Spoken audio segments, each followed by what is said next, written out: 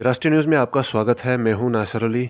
इस वक्त हमारे साथ यहाँ वन टू वन इंटरेक्शन के लिए रिबन सप्रू जी है, जो पीएम पैकेज एम्प्लॉय एसोसिएशन में पिछले 310 दिनों से जो है वो प्रोटेस्ट कर रहे थे अपनी मांगों को लेकर। आपको बता दें कि कश्मीर के अंदर जो एक टारगेट शूटिंग थी कश्मीरी पंडित बरादरी की, उसके चलते कई जो मुलाजमीन है, सरकारी मुलाजमीन, वो कश्मीर छोड़कर भागने पर मजबूर हुए और हुकूमत से मुतालबा कर रहे थे कि उनको जान का ख़तरा होने के कारण रीलोकेट किया जाए जम्मू के किसी इलाके में, ताकि इस पीएम पैकेज एम्प्लॉयज़ एसोसिएशन के लोग यहाँ जम्मू में ही जो है अपनी सर्विसेज को अंजाम दे सके। 310 दिनों की स्ट्राइक के बाद आज जो है वो स्ट्राइक को कॉल ऑफ कर दिया गया है। क्या रीज़न्स रहे, क्या कुछ जो है वो अभी तक पीएम पैकेज एम्प्लॉयज़ के इस 310 दिनों के प्रोटेस्ट में प्रोग्रेस हुई और फाइनली वजह क्या हुई, ये हम आज इनसे जानने की कोशिश करते हैं। सबसे पहले सप्रू साहब, आपका स्वागत है हमारे चैनल में और शुक्रिया आपका जो आपने हमें टाइम दिया। जो टारगेट शूटिंग का एक मामला कश्मीर के अंदर था जिसके चलते आप लोग वहाँ से यहाँ भागे, ये तो अभी भी जो है वो थमने का नाम नहीं ले रहा और ख़त्म होने का नाम नहीं ले रहा। रिसेंटली एक और जो है वो कश्मीरी पंडित शूट किया गया कश्मीर के अंदर। तो 310 दिनों तक आपने ये मेहनत की और इतना जतन करने के बाद और इतने प्रोटेस्ट और मेहनत के बाद क्या वजह रही कि आपने जो है वो पीएम पैकेज एम्प्लॉयज़ एसोसिएशन की जो कॉल है, जो स्ट्राइक थी, उसको कॉल ऑफ किया? सबसे पहले मैं यहाँ पर आपको दुरुस्त करना चाहता हूँ। हमने कॉल ऑफ स्ट्राइक को नहीं किया, हमने स्ट्राइक को सस्पेंड किया है। पिछले कुछ दिनों से लगातार हम जो पीएम पैकेज एम्प्लॉयज़ हैं उनके साथ हमने डिफरेंट राउंड्स ऑफ टॉक जो है वो किए हैं। उनकी फैमिलीज़ के साथ भी हमने डिफरेंट राउंड ऑफ टॉक्स किए हैं। तो उसके चलते हमने देखा कि एम्प्लॉय जो है वो एक बहुत परेशान है। दिन ब दिन उसके जो इश्यूज़ हैं उनमें एडअप हो रहा है, अलग अलग तरह के इश्यूज़। तो एम्प्लॉय को हमने एक बेबसी की हालत में देखा। फिर जो कोर कमेटी थी, जो एक डिस्प्लेस्ड के अंडर बनी थी, और हमें मैंडेट दिया गया था एम्प्लॉयज़ ने कि आप जो उनकी डिमांड है, इस डिमांड को आप आगे लेकर चलेंगे और इसको एड्रेस भी करवाएंगे। लेकिन हमने काफ़ी कोशिश की है, लेकिन नाउम्मीद होकर कोर कमेटी इसी कंसेंसस पर पहुंची कि हमको प्रोटेस्ट जो है उसको सस्पेंड करना पड़ेगा। और हमने प्रोटेस्ट को सस्पेंड किया और हमने कंप्लीटली आत्मसमर्पण यानी कि सरेंडर किया गवर्नमेंट के सामने। 300 दिन एक बहुत बड़ा प्रोटेस्ट होता है और हमने प्रोटेस्ट को चलाया। और प्रोटेस्ट में हमारी एक ही डिमांड रही है, वो एम्प्लॉयज़, पीएम पैकेज एम्प्लॉयज़ की लाइव्स को प्रोटेक्ट करने की। और उसमें चाहे वो रिलोकेशन की डिमांड, अटैचमेंट की डिमांड या डिप्लॉयमेंट की डिमांड रही, हमको लगा कि यही जो डिमांड है, इस डिमांड से एम्प्लॉय की जो जान है वो प्रोटेक्ट होगी। क्योंकि 12 मई 2020 के इंसिडेंट के बाद एम्प्लॉयज़ काफ़ी डर गया था, वो आज भी डरा हुआ है। बहरहाल एज एन एम्प्लॉय जो हमारे पास ताकत था, हमने हर कोई चीज़ छोड़ी नहीं। आपने भी हमको कवर किया है। हमने सब एम्प्लॉयज़ ने सड़क पर हमने प्रोटेस्ट किए, हमने मार्च किया, हमने नंगे पैर प्रोटेस्ट किए, हमने मिडनाइट प्रोटेस्ट किया, फुल नाइट प्रोटेस्ट किया। ह्यूमन कंडीशंस में हो, धूप हो या बारिश हो, जहाँ जहाँ हमें लगा हमने अपनी आवाज़ रखी। चाहे वो पॉलिटिकल कॉरिडोर्स में या गवर्नमेंट कॉरिडोर्स में, हमने कोशिश की वहाँ तक पहुँचने की और अपनी बात रखने की, क्योंकि ये एम्प्लॉयज़ की डिमांड वही थी। लेकिन सरकार जो थी, सरकार ने हमारे इशू को एड्रेस नहीं किया, क्योंकि सरकार के पास जो होते हैं वो ताकत होते हैं, पावर होता है सरकार के पास। हम छोटे एम्प्लॉयज़ हैं। हमको पीएम पैकेज के अंडर, जिसका नाम दिया गया था रिहैबिलिटेशन पैकेज, जिसको हम आज भी नहीं मानते हैं, हम मानते हैं उस समय की जो गवर्नमेंट थी उसने ये गलत किया जब ये रिहैबिलिटेशन पैकेज का नाम देकर इस पीएम पैकेज को वहाँ कश्मीर में इम्प्लीमेंट किया गया। इसके अंडर वहाँ पहुँचा है। 12 साल बहुत कुछ चीज़ें हमारे साथ हुई, हमने बेयर किया। लेकिन सर, हम एम्प्लॉय के पास, हमारे पास कोई विकल्प ही नहीं था, कोई ताकत ही नहीं थी, क्योंकि सरकार के पास जो होते हैं पावर होता है। तो हमें लगा कि हमने बार बार, मैंने आपको पहले भी कहा कि जितना ताकत था, जितना हमारे में कैपेसिटी थी, कॉम्पिटेंस थी, हमने उसका यूज़ किया एम्प्लॉयज़ के सामने। तो हमने कोशिश की कि डिमांड एड्रेस हो, लेकिन बहरहाल ऐसा नहीं हुआ। लेकिन एम्प्लॉयज़ ने जो मैंडेट हमको दिया था, मैं एम्प्लॉयज़ से भी माफ़ी चाहता हूँ कि जो आपने हमको मैंडेट दिया था, शायद वो डिमांड हम फुलफिल करने में असफल रहे, क्योंकि 300 दिन के प्रोटेस्ट के साथ एम्प्लॉयज़ के इंटरेस्ट्स उसके साथ जुड़े थे, उसके इमोशंस जुड़े थे। ये मामूली बात नहीं होता है। It needs a mountainous heart कि आप प्रोटेस्ट को सस्पेंड करते हैं विदाउट एनी कंक्लूजन। ये कोई मामूली बात नहीं है। हमारे साथ क्या हुआ जब हमने इस बात को, इन्फॉर्मेशन को शेयर किया मीडिया के सामने कि हम 300 दिन के बाद प्रोटेस्ट को जो है वो सस्पेंड कर रहे हैं, वो हम ही जानते हैं। एम्प्लॉयज़ के साथ क्या हुआ वो भी हमको पता है। मैंने एम्प्लॉयज़ को देखा रोते हुए वहाँ अपनी आंखों से, जब कल सस्पेंशन हुआ। मैंने एक बहुत ही बुरे हालात में कल एम्प्लॉयज़ को देखा, और शायद ये कभी मैं भूल नहीं सकता हूँ, और हम एम्प्लॉयज़ चीज़ को कभी भूल नहीं सकते हैं। सरकार की तरफ से लगातार, एडमिनिस्ट्रेशन की तरफ से एश्योरेंस दी गई है, स्टेटमेंट इशू है कि हम पीएम पैकेज के एम्प्लॉयज़ के इश्यूज़ को एड्रेस करेंगे। मुझे लगता है कि जो सरकार के स्टेटमेंट्स हैं वो शायद दूसरे इश्यूज़ की बात करते हैं। लेकिन उससे पहले मैं यहाँ एक बात ज़रूर कहना चाहता हूँ कि जो हमारी डिमांड थी रिलोकेशन, अटैचमेंट और डिप्लॉयमेंट की, मैं रिपीट कर रहा हूँ इसको, सरकार ने आज तक इस डिमांड को न एक्सेप्ट किया आउटराइटली, न रिजेक्ट किया आउटराइटली। इन्होंने इस पर जो है इन बिटवीन रखा। तो इसके साथ साथ मैंने आपको कहा कि ये जो इश्यूज़ हैं, सरकार कहती हैं कि हम इश्यूज़ को सॉर्ट आउट करेंगे, और इसके साथ साथ ऑनरेबल एलजी साहब श्री मनोज सिन्हा जी के भी स्टेटमेंट्स आए कि हम पीएम पैकेज एम्प्लॉयज़ की सिक्योरिटी के लिए कश्मीर में प्रबंध कर रहे हैं। हम चाहते हैं, हम इनकी सिक्योरिटी को इंश्योर करेंगे। हम रिवाइव या रिलुक इनकी सिक्योरिटी को करते हैं टाइम टू टाइम। ये एलजी साहब का बयान है। तो हमें लगा कि अब हमें आत्मसमर्पण करने के सिवा और कोई चारा नहीं है। तो हमने सरेंडर किया गवर्नमेंट के सामने। अब ये गवर्नमेंट जानेगी कि एम्प्लॉयज़ के साथ क्या करना है। तो आपकी एक ही मांग थी रिलोकेट किया जाए, और इस दौरान जो है वो आपकी सैलरीज भी बंद थी। अभी तक शायद वो भी रिलीज़ आप लोगों की नहीं हुई है। तो क्या ऐसा रहा कि कोई थ्रेट था ये किसी की तरफ से, या हुकूमत ने जो है वो बिल्कुल ही आप लोगों की मांगे मानने से इनकार कर दिया, या फिर हो सकता है कोई और रीज़न रहा हो, मगर आने वाला आपका जो एक मुस्तकबिल है वो भी आप जो है वो एक डिल्यूजन में दब रहा है। क्योंकि अगर 300 दिन आपकी जो एक जेन्युइन मांग थी रिलोकेट करना, आप लोगों को आपकी जानों को ख़तरा था वहाँ पर, अब जब वो ख़तरा वैसे का वैसा ही है, रिसेंटली भी एक शूटिंग हो गई, तो फिर ये स्ट्राइक को कॉल ऑफ करना, एक कम्युनिटी के इंटरेस्ट को इस तरह से इनसिक्योरली बीच रास्ते में इनसिक्योर छोड़ देना, ये कहाँ तक सही है इस कम्युनिटी को ऐसे थ्रेट में, ऐसे वक्त में, इतने थ्रेटफुल सिनेरियो में जो है वो बिल्कुल अकेला छोड़ देना, क्योंकि गवर्नमेंट से आप लोग समर्पण कर चुके हैं। देखो, आपकी जो क्वेश्चन, इसका भी मैं आंसर दूंगा। ये सही बात है कि फाइनेंशियल चोकिंग हुई है एम्प्लॉयज़ की। फाइनेंशियली एम्प्लॉयज़ ने काफ़ी हार्डशिप्स देखी है, हार्डशिप्स फेस किए हैं। ये सिर्फ एम्प्लॉय की बात नहीं है, उससे डायरेक्टली इम्पैक्ट एम्प्लॉयज़ की फैमिलीज पर पड़ा है। हम यहाँ घर छोड़कर कश्मीर की तरह गए जॉब करने के लिए। हमें एक ही पर्पज़ था, वो पर्पज़ था कि हम कश्मीर में जॉब करें।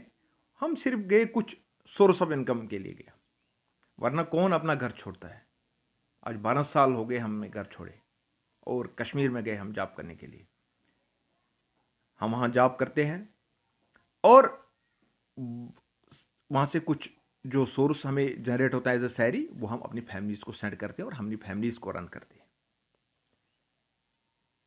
इसके साथ साथ जब सैलरियाँ बंद हुई है तो डायरेक्टली इम्पैक्ट फैमिलीज़ के ऊपर पड़ा। तभी मैंने आपको पहले कहा कि हमने फैमिलीज़ को भी कॉन्फिडेंस में लिया, हमने उनके साथ भी जो है वो बात की है।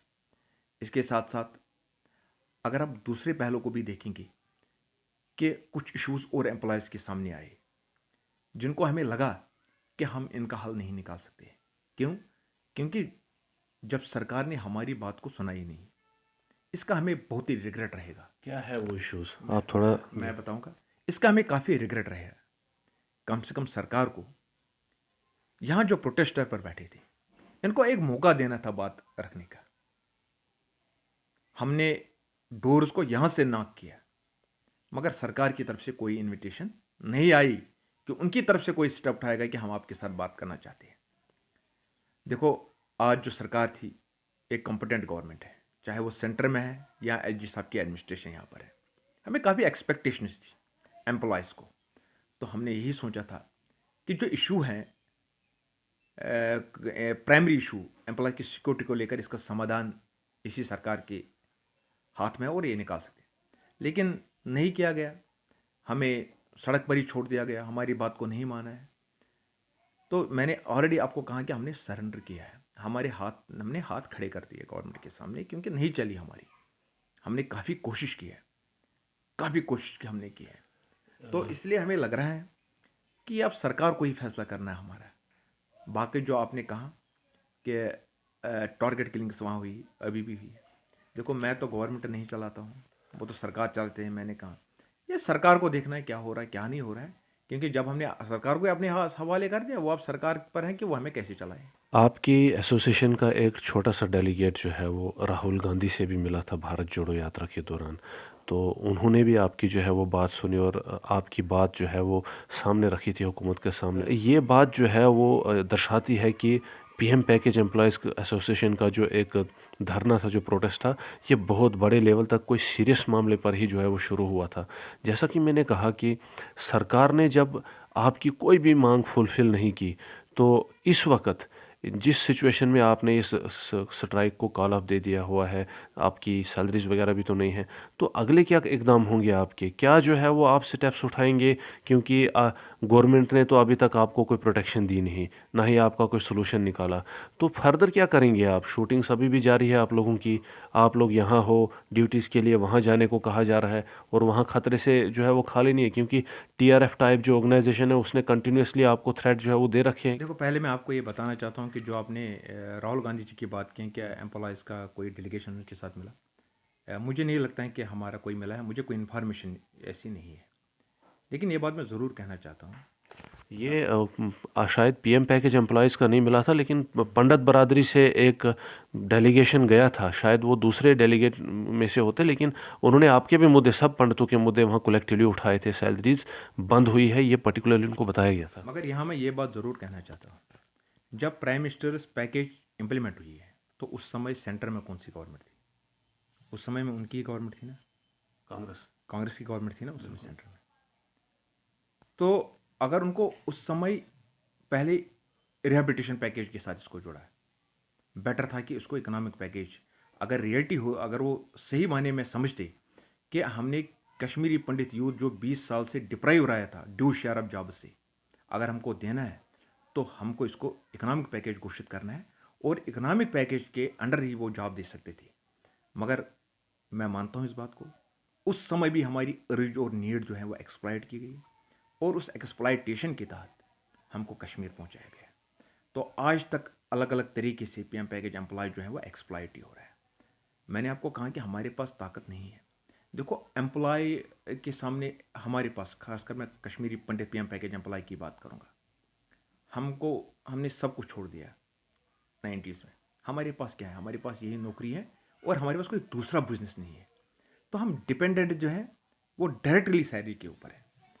अगर आपको लगता है कि आप ये एक इसी चीज़ को रोकेंगे, तो आपको पता है कि एम्प्लॉय ज़्यादा देर तक इसके बगैर, खासकर पंडित लोग, कश्मीरी पंडित, ये बियर नहीं कर सकते।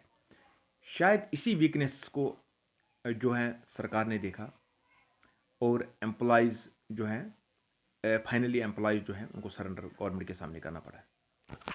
आपने बताया कि उस वक़्त कांग्रेस की गवर्नमेंट थी और जो कुछ भी हुआ इससे ऐसा लगता है कि कश्मीरी पंडित को जो है टाइम टू टाइम जो है वो यूटिलाइज़ किया गया।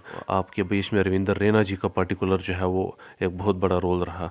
उन्होंने बार-बार ये बात जो है वो सामने रखी कि जो 90 के दशक में कश्मीरी बरादरी पंडित बरादरी के साथ हुआ वो भी वो दर्शाते रहे और जो इस वक़्त आप लोगों की स्थिति है उसके बारे में भी वो बार-बार बात करते रहे हैं अभी तक। तो अभी जब आपने कॉल ऑफ किया हुआ, क्या कहीं न कहीं ऐसा नहीं लगता है कि आज भी जो है वो वोट बैंक के लिए जो है वो आप लोगों को सड़क पर रखा गया और आने वाले वक़्त में जो है वो दोबारा से कश्मीरी बरादरी पर कोई वोट बैंक का एक खेल खेला जाए? देखो, जो आपने क्वेश्चन पूछा है, मुझे लगता है कि ये जो हमारी कश्मीरी पंडित ऑर्गेनाइजेशन है, इसका ज़्यादा जवाब वही दे सकते हैं, क्योंकि वो कम्युनिटी को लीड कर रहे हैं पिछले 30 साल से, अच्छी तरह से जानते हैं। एम्प्लॉय होकर जो मैं चाहता हूँ कि मैं इसी कॉन्टेक्स्ट में जो है आपके सामने जो है वो बात रखूँगा। मैंने कहा कि जो 2010 से ये जो पैकेज है, इसमें काफ़ी जो है कमियां देखने को मिली है। ये पैकेज जो है, इसकी फाउंडेशन ही 2010 में गलत पड़ी है। हमने टाइम टू टाइम जो सक्सेसिव गवर्नमेंट्स हैं रीच आउट किया, ऐसा नहीं है कि नहीं किया, रीच आउट किया और हमने समझाया। हमने कहा कि ये जो चीज़ें हैं ये इस तरह नहीं होंगी। हमने बार बार कहा कि ये जो पैकेज है इसको एक बार रिवर्स करने की ज़रूरत है। रिवर्स का मतलब है इसको एक बार जम्मू में इम्प्लीमेंट करने की ज़रूरत है। उसके बाद पीएम पैकेज एम्प्लॉयज़ को ऑन बोर्ड लेना है, कश्मीरी पंडित लीडरशिप को ऑन बोर्ड लेना है। उसके बाद ही अगर आपको ये इम्प्लीमेंट करना है कश्मीर में, तब कर सकते हैं, ऐसे नहीं कर सकते हैं। इस पर लगातार हमने बातें की हैं और हमें अप्रेंशंस भी थे। ऐसा नहीं था कि हमें अप्रेंशंस नहीं थे कि इस तरह की घटनाएं जो टारगेट किलिंग्स हैं ये होंगी। बहरहाल वो गई हैं। मुझे लगता है अब जो पीछे हो गया वो हो गया। अब मैंने कहा कि अब जो आज समय की एलजी साहब की एडमिनिस्ट्रेशन है यहाँ पर यूटी में और सेंटर में गवर्नमेंट है, वो बार बार कह रहे हैं कि हम प्रयास कर रहे हैं सिक्योरिटी के लिए पीएम पैकेज। अब उनको देखना है कि वो एम्प्लॉयज़ के साथ क्या करें। तो ये तो अब इनकी रिस्पॉन्सिबिलिटी है देखना, और हम उनका वेट करेंगे कि वो किस तरह का रिस्पॉन्स वहाँ से आएगा। बीच में ये बातें भी जो है वो सुनने को मिली थी जब आपके धरने चल रहे थे कि जो हमारा मामला हल करेगा आने वाले वक्त में सरकार भी उसी की चुनी जाएंगी और हमारा समर्थन होगा उसको। क्या ये पार्टी के लिए किया जा प्रोटेस्ट था और उन्हीं के कहने पर इसको कॉल ऑफ किया गया है? कहाँ तक ये बात जो है वो मानी जा सकती है? ऐसी ऐसी बात नहीं है कि किसी के कहने पर इसको सस्पेंड किया गया है। मैंने आपको उसका रीज़न दिया है। सस्पेंड जो हमने किया है वो सिर्फ एम्प्लॉयज़ के इंटरेस्ट्स को देखकर। भारतीय जनता पार्टी के साथ उन्होंने कमेटी का गठन किया था और जहाँ जहाँ उनको शायद बात करनी थी वहाँ उन्होंने की, चाहे वो एलजी साहब के सामने उन्होंने बात रखी है, चाहे वो सेंटर में उन्होंने हमारी बात रखी है। तो उनने भी प्रयास किया है। मैंने कहा ना कि एम्प्लॉयज़ की दौड़ कहाँ तक होती है, एक जगह को छोड़कर दूसरी जगह को छोड़कर पावर नहीं है ना हमारे पास। तो इसीलिए हमने बार बार, हमें लगा कि जिस दरवाजे को हमें खटखटाना है हमने उन दरवाज़ों को नॉक किया है। हमने कोशिश की कि हमसे की, और बड़े लोगों ने इसमें सपोर्ट भी हमें किया। मैं आपके चैनल के माध्यम से ये बात ज़रूर कहना चाहता हूँ कि मीडिया फर्टर्निटी, इनका हम धन्यवाद करते हैं कि लगातार आपने हमारी इशू जो है हाईलाइट किया, चाहे वो सोशल मीडिया हो, चाहे वो लोकल इलेक्ट्रॉनिक और प्रिंट मीडिया हो, नेशनल लेवल का इलेक्ट्रॉनिक और प्रिंट मीडिया है। इसके साथ साथ केपी ऑर्गेनाइजेशन, उनका हम धन्यवाद करते हैं, उन्होंने हमारे सपोर्ट किया है। इसके बाद हम पॉलिटिकल पार्टीज़ का भी धन्यवाद करते हैं कि उन्हें हमारे सपोर्ट किया है, और सोशल ऑर्गेनाइजेशंस का, और इंडिविजुअल कैपेसिटी में भी बड़े लोगों ने हमें सपोर्ट किया है। उन्होंने कहा कि आपकी डिमांड जो है वो लेजिटिमेट डिमांड है और हम आपके साथ हैं। हम सबका धन्यवाद करते हैं। शायद हमारी बदकिस्मती थी कि जो हमारा इशू जो है वो एड्रेस नहीं हुआ। बहरहाल मैंने कहा कि हमने जो अब सरकार के को हिदायत दिया है कि अब आप ही हमारा फैसला कीजिए कि आपने क्या करना है। दोबारा से जो है ये सिरा की शुरू करनी पड़ेगी अगर जो है वो आपके मामलात हल नहीं हुए? देखो, ये जो चीज़ें हैं, मैंने कहा कि जब हमने कल सस्पेंड किया है तो हमने सरकार जो है, जो सरकार ने बातें की हैं, तो हमने उनको देखकर भी, ये जो इस तरह मैंने कहा एम्प्लॉयज़ की इश्यूज़ को दे बड़े एडप हो रहे थे, और हमने कहा कि अब ये सरकार की ड्यूटी और रिस्पॉन्सिबिलिटी है एम्प्लॉयज़ को देखना है कि क्या करना है उनको। क्योंकि हमने जब सस्पेंड किया है तो हम वेट करेंगे सरकार के रिस्पांस का कि सरकार की तरफ से क्या रिस्पांस होगा। तो सरकार कौन सा स्टेप्स उठा रही है एम्प्लॉयज़ को लेकर, क्या एम्प्लॉयज़ के साथ कोई बातचीत आगे होगी नहीं होगी। जो एम्प्लॉयज़ के सेकेंडरी इश्यूज़ हैं, क्या उन इश्यूज़ को भी एड्रेस किया जा रहा है, नहीं किया जा रहा है। क्योंकि एम्प्लॉयज़ बहुत से हमें कह रहे हैं कि हमारे इश्यूज़ आज भी हैं, जो सेकेंडरी इश्यूज़ हैं वो हल नहीं हो रहे हैं, कहीं कहीं प्रॉब्लम्स आ रहे हैं उनको। देखेंगे अब, ये तो वेट एंड वॉच सिचुएशन है। अब थैंक यू वेरी मच। हमारे साथ इस वक्त बात कर रहे थे रिबन सुप्रू जी, जो all migrants employees association of Kashmir के थ्रू जो है वो धरने और प्रोटेस्ट पर बैठे हुए थे अपनी मांगों को लेकर, जिसमें पहली मांग जो थी रिलोकेशन थी, और फिर जो है वो सैलरीज़ को रिलीज़ करवाने की भी एक मांग थी। Recently PM package employees association है, उन्होंने स्ट्राइक को जो है वो सस्पेंड किया है कुछ रीजंस के चलते, जिसमें मेनली जो कहा जा रहा है वो प्रोटेस्टर्स के फैमिलीज़ का जो एक फाइनेंशियल स्थिति थी वो कहीं वजह बनी हुई है इस स्ट्राइक को सस्पेंड करने की। मगर आपको ये भी बता दें कि जिन मुद्दों को लेकर स्ट्राइक शुरू हुई थी, जिसमें रीलोकेशन थी और सैलरीज़ थी, वो अभी तक जो है वो हुकूमत ने मंजूर नहीं की है, और ना ही इनमें से किसी एक मांग पर हुकूमत जसानी करने की कोई पहल करने जा रही है। मगर फिर भी कुछ रीजंस के चलते स्ट्राइक को कॉल ऑफ किया गया है, और जो खतरात थे स्पेसिफिकली जो रिलोकेशन चाहते थे जम्मू के लिए, वो अभी भी उन थ्रेट्स के सामने बिल्कुल इनसिक्योर छोड़े गए हैं। जिस तरह पहले वो इनसिक्योर थे, वो अभी भी उसी तरह इनसिक्योर है, और इनकी जो टारगेट शूटिंग है वो मुसलसल बरकरार है कुछ मिलिटेंट ऑर्गेनाइजेशंस द्वारा, एज पर मीडिया रिपोर्ट्स। इनका आने वाला मुस्तकबिल क्या होगा, इतना जो है वो एक्सपेक्ट किया जा रहा है कि अब सारा कुछ जो है वो गवर्नमेंट पर छोड़ दिया गया है। गवर्नमेंट खुद एम्प्लॉयज़ के लिए अपनी तरफ से कोई ना कोई फैसला लेगी, और शायद उम्मीद की जाती है कि वो बेहतर ही फैसला लेगी। आपको ये बता दें, 1990 के बाद कश्मीरी पंडित बरादरी वहाँ से भागने पर हालात के चलते मजबूर हो गई थी, और अभी तक जो वक्तन फ़वक्तन है इस बरादरी को जो है वो अपनी शिद्दत निशाना जो है वो बनाया ही जाता जा रहा है। आपकी क्या राय है, आप इस बारे में क्या राय रखते हैं, और आपके विचार कैसे हैं, ये आप कमेंट सेक्शन में ज़रूर लिखिए। तब तक के लिए मुझे दीजिए इजाज़त, अपना ख्याल रखिए।